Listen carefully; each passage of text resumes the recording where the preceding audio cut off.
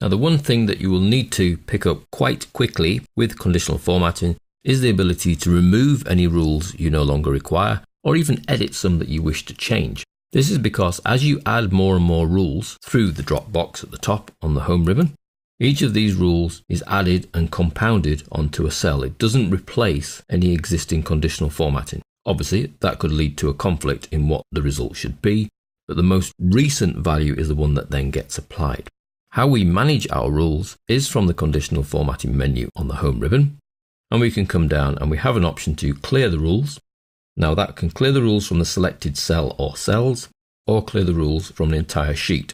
Now if your sheet is starting to get quite messy and colours are popping up all over the place, that would be one option, just to clear all the rules from the sheet and start again. If you know it's only a couple of cells, then you can clear the rules from the selected cells. Or we can go into Manage Rules. Now in the Manage Rules you have the option for the current selection. Now I'm on that cell there, F4, and there is no conditional formatting on F4. But I could choose to expand to this worksheet. And it then shows me that there's two sets of conditional formatting. One here that checks on the cell value and changes it to bold or italic, and then one that changes the icon set. If I wish to delete either of these rules, I simply select the rule, delete the rule, and that will remove the icon set rule from this sheet, as long as I click Apply or OK. If I click Cancel, the rule will actually not be removed. If I click Apply, the rule is removed and you can see all the icon sets disappear.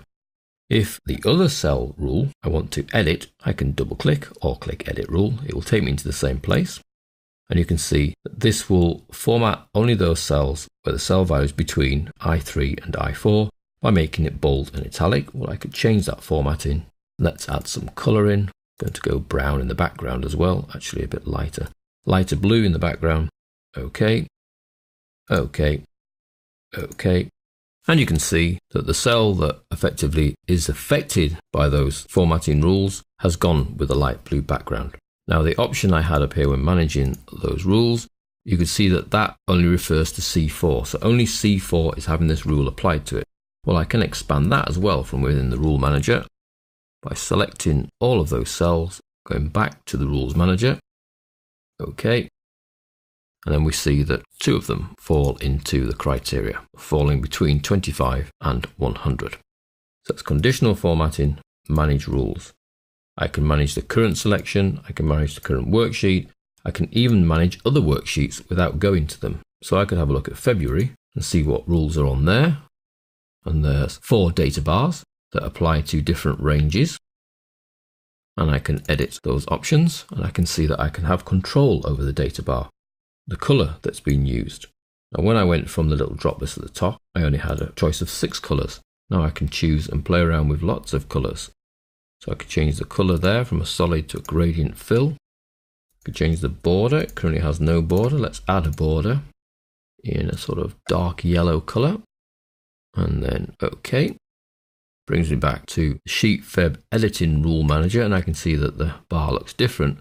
When I then click OK, I would have to move to that sheet to see have any effect, and I can see there the purple bars. So I don't need to be in the sheet with the rule to manage that rule.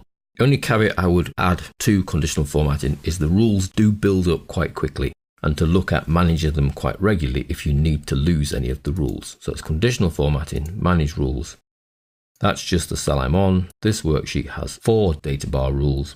I can delete any one of those data bar rules. I can edit any of those data bar rules, and I can even add a new rule, all from this conditional formatting rules manager.